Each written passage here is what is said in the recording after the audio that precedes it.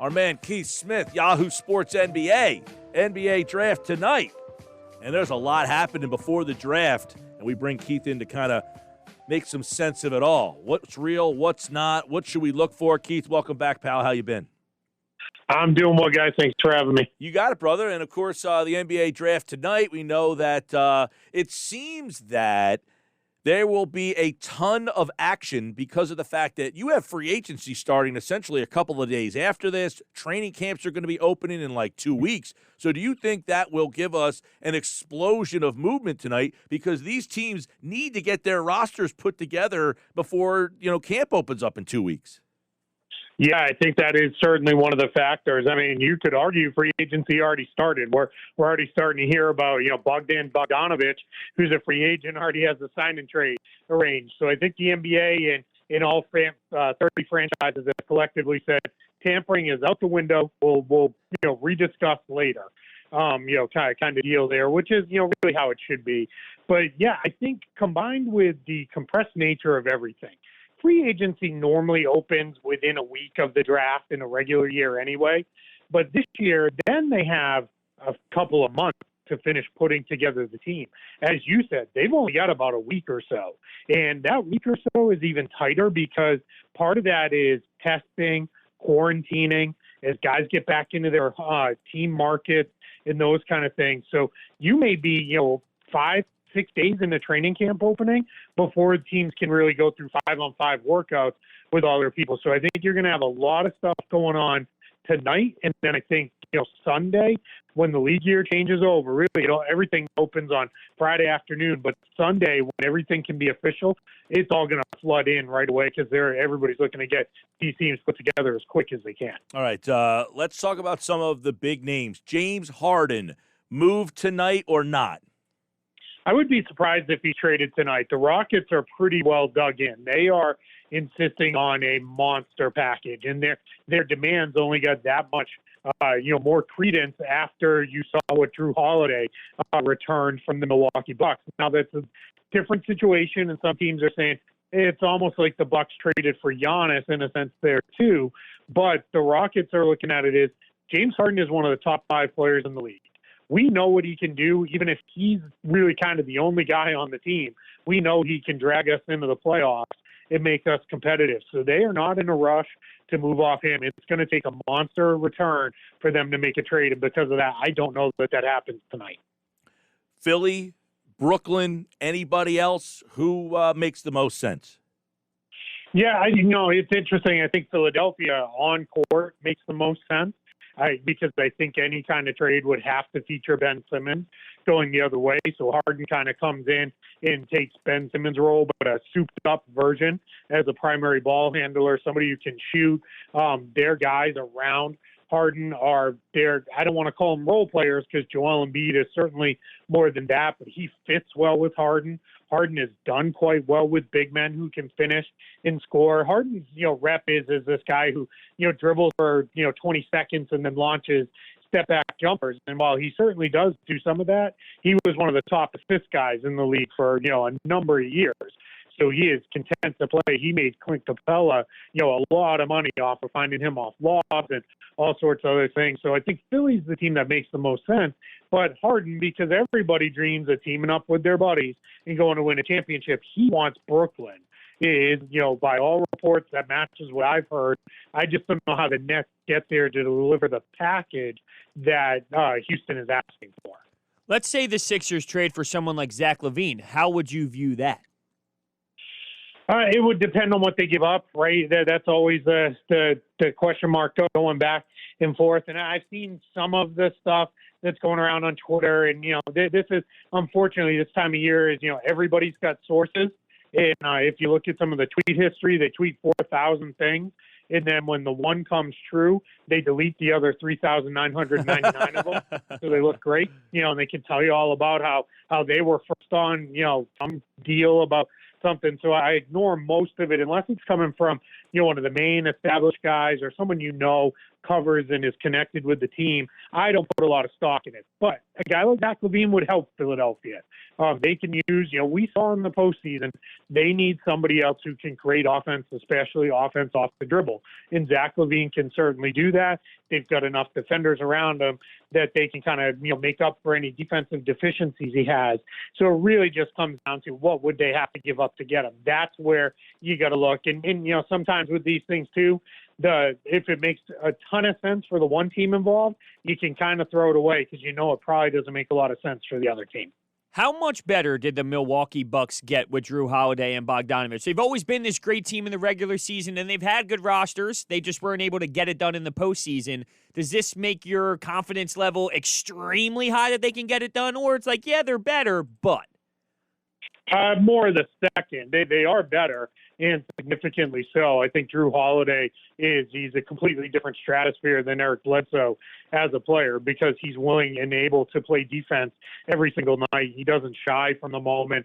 We've seen Bledsoe turn in great regular seasons and completely turn into a pumpkin in the playoffs. So I don't think that's going to happen with Drew Holiday. Bogdanovich, too, the thing I've learned since that trade news broke is a lot of people don't stay up late and watch the Sacramento Kings to know just how good this guy is. He's also somebody who, before getting to the NBA, won at every single level, both with his club teams overseas and on the national team level. He takes big shots.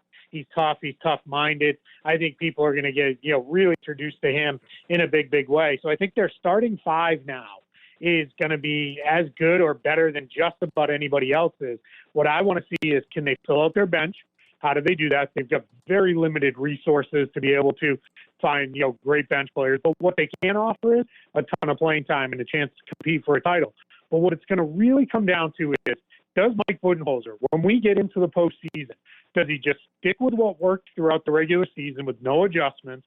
That includes scheme, as well as will he push Giannis, Chris Middleton, now Drew Holiday, to play 35, 40 minutes?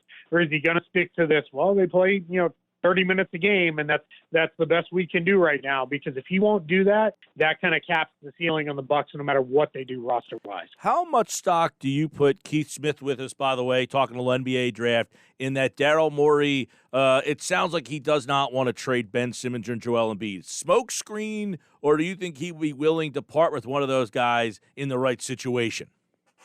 Yeah, I think he'd be willing to part. I think Daryl Morey would trade his wife and his firstborn children if it was the right situation. I think, and that's clear and maybe going maybe a little too far there, but I don't know. But, when I look at Daryl Morey, I see a guy who he's going to tell you it straight.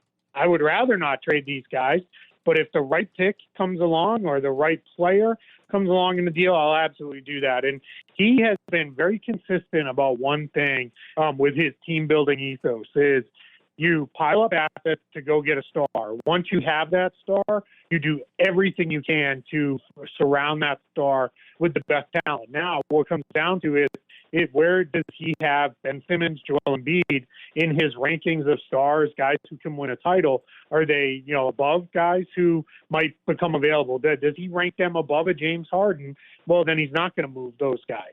If he doesn't, then I think either one of them could be on the move. That's the kind of sorting out you have to do for Morey.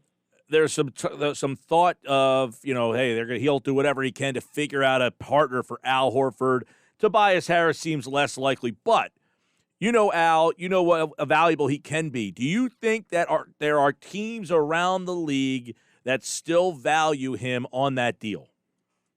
There are teams that value him on that deal, but it has to be they've got to get off some money going back the other way. So you could have a team like the Sacramento Kings would need to send back Harrison Barnes or somebody like that, where maybe it's a slightly better fit for Philadelphia in the way they're built. But it allows the Kings to get off some money. And that's, that's why it's hard to find those matches. I know everybody, went to Al Horford for Buddy Hield. Well, now Bogdanovich isn't there. Does that make as much sense for the Kings?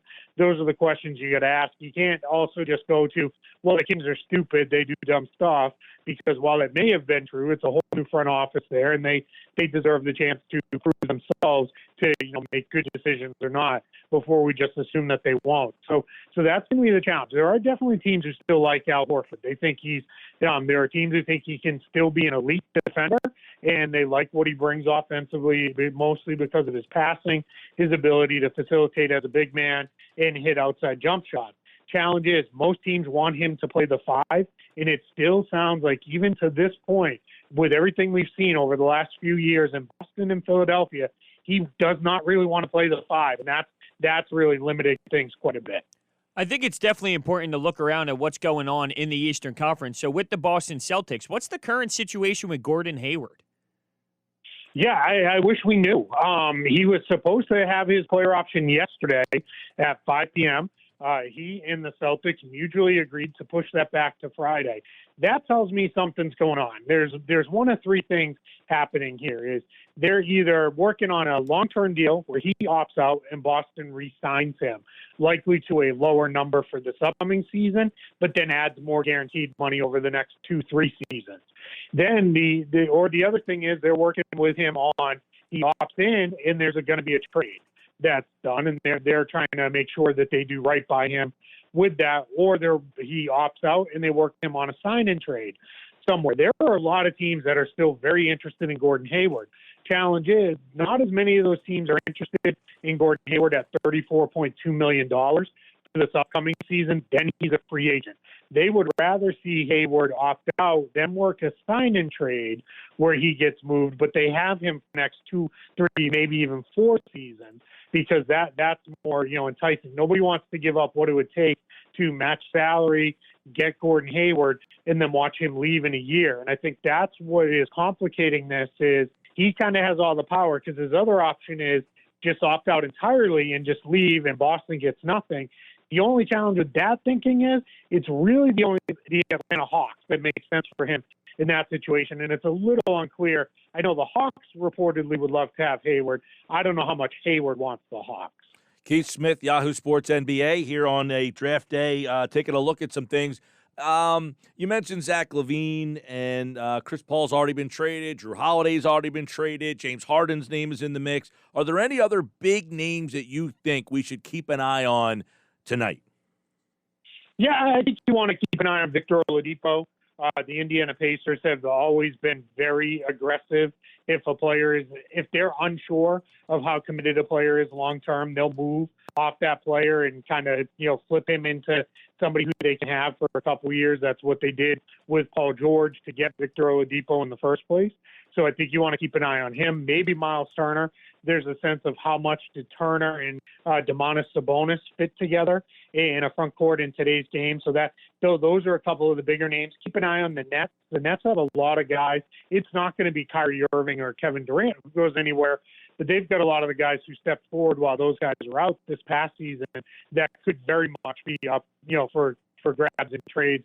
Spencer Dinwiddie, Karis LeVert, those things, because the Nets want to bring back Joe Harris, and that seems already expensive. And Harris is going to, make a pretty penny this offseason because the cap space teams like him, and there's a lot of other teams that could start to get involved and say, hey, we really want to do this as a sign-in trade or something like that. So I think you're going to see the Nets be very active here, if not necessarily tonight, at least over the next couple of days. What is your thought on this Bradley Beal stuff? Is that just because he's a guy on a bad team, or are teams legitimately going to try to call and say to the Wizards, hey, you need to start over. This isn't the right guy? Yeah, no, I think it's that first one. I think remember back when Philadelphia still wasn't very good and everybody tried to trade for Robert Covington, and it was like, here, take all of our crap and we'll take Robert Covington from you. That's kind of what's happening right now. And, you keep hearing Bradley Beal mentioned because he's a great player. And, of course, the other 29 teams would love to have Bradley Beal. But what gets forgotten in that? So do the Washington Wizards. And I believe Tommy Shepard, the Wizards GM, when he repeatedly says, we have no interest in a trade for Bradley Beal, he doesn't want to go anywhere. Beal has said that himself. So I think that's just a lot of people looking at it and saying he's the next kind of guy who's very good and not on a very good team. So, of course, he must move, but that kind of ignores Washington wants to be a good team and is hopeful with better health that they're going to be able to get there in the Eastern Conference and make a run at the playoffs. Keith, you got a draft that doesn't have that standout, player that everybody's clamoring for. I guess there's the three guys at the top. Do you think that the three teams at the top will be fielding a lot of calls for those top three picks? Yeah, I don't think I know they are. I know Minnesota.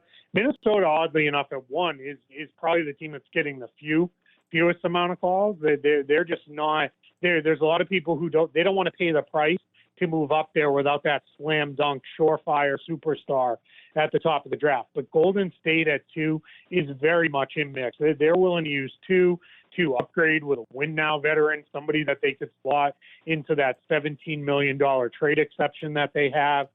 They would move 2 to move back in the draft, but take on somebody who can help them win now. So they're probably the team at the top that's taking the most. And then the Charlotte Hornets are in an interesting spot. There's two schools of thought. There is the school of thought of, we really want James Wiseman. We want to make sure we can get to, 2 if that's where we believe he needs to be. If not 2, maybe even 1. But then there's another, school of thought in Charlotte of, maybe what's better for us is to move back a few picks and then pick up additional picks, because that's a team that is really, they're kind of now in, let's call it year 2, maybe year 1.5 of a multi-year rebuild as they've torn that thing down and they're starting to build it back up. So those are the pieces that you're kind of looking at the top. And then after those guys, every single pick is in play and is being discussed. Teams are having conversations all over the board. I've heard more, stuff to this, last couple of days for this draft than I've ever heard in any other draft before.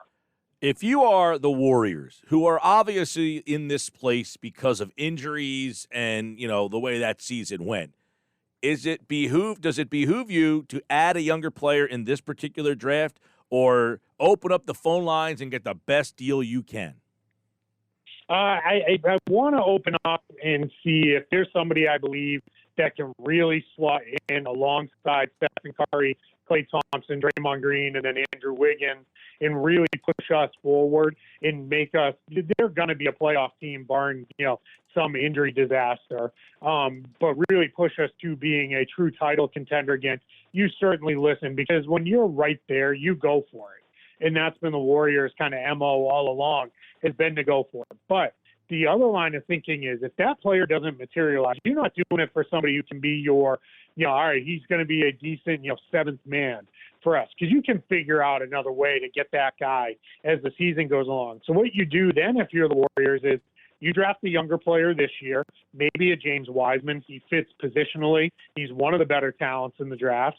And then the other thing you can do is they have a future first-round pick coming from the Timberwolves, and it might be another year or two before the Wolves are good. So what you could do if you're the Warriors is you say, we got Wiseman, we're going to use that Timberwolves pick, and now what we have is our bridge players. As Curry, Thompson, and Green age out, we've got our next iteration of guys, and they're going to learn at the highest level playing competitive basketball right away, right around great players, and that's going to put us in position to really extend this thing beyond the current 5, 6, 7 year window we've had. Maybe we can push that window open 8, 9, 10, 11, 12 years.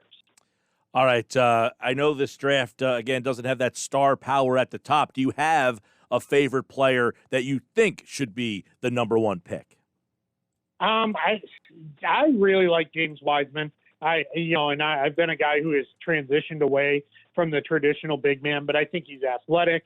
I think he's going to defend and rebound right away. And I think he's got good touch. I think he will eventually really lengthen his shot out to be a consistent jump shooter. Plus, he's already a pretty good inside scorer. I think he, has the opportunity to be the best player in this draft. I'm not big on LaMelo Ball. I don't like primary ball handlers, as you guys know from our multiple Ben Simmons conversations over the years. They can't shoot. I think it just makes everything so much harder on building out the rest of your offense that becomes really something that's hard to work around. So, he's a willing shooter, but his percentages, they're a little scary. So I'm not, fully sure I buy in on him.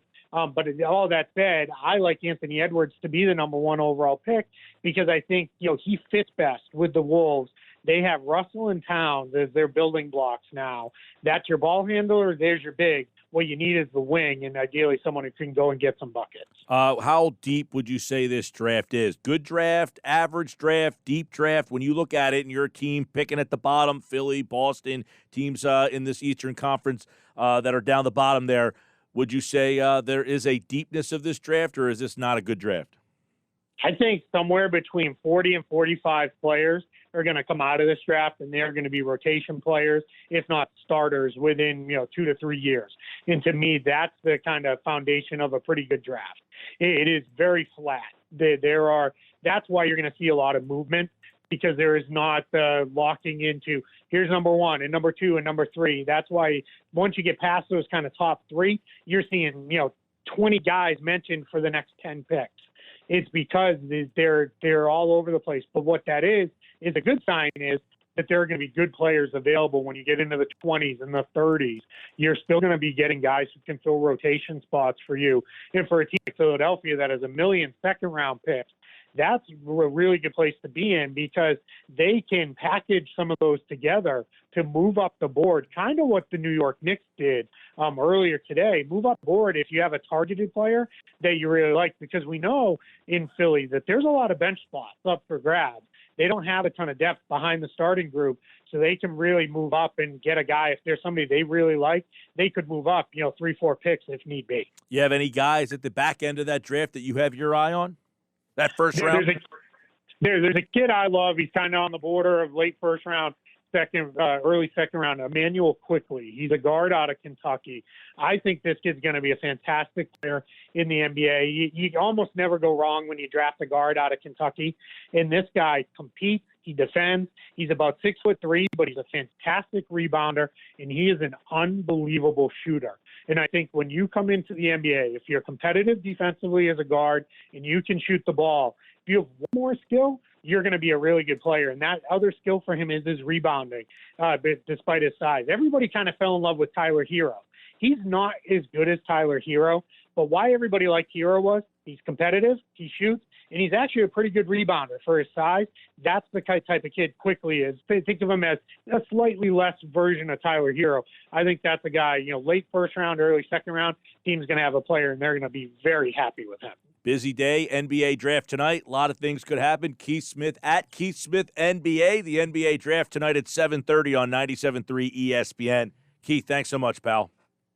Absolutely, guys. Thanks for having me. Enjoy the draft tonight. As always, Keith Smith appeared via the Boardwalk Honda hotline. Consume him at Keith Smith NBA. Great stuff as always.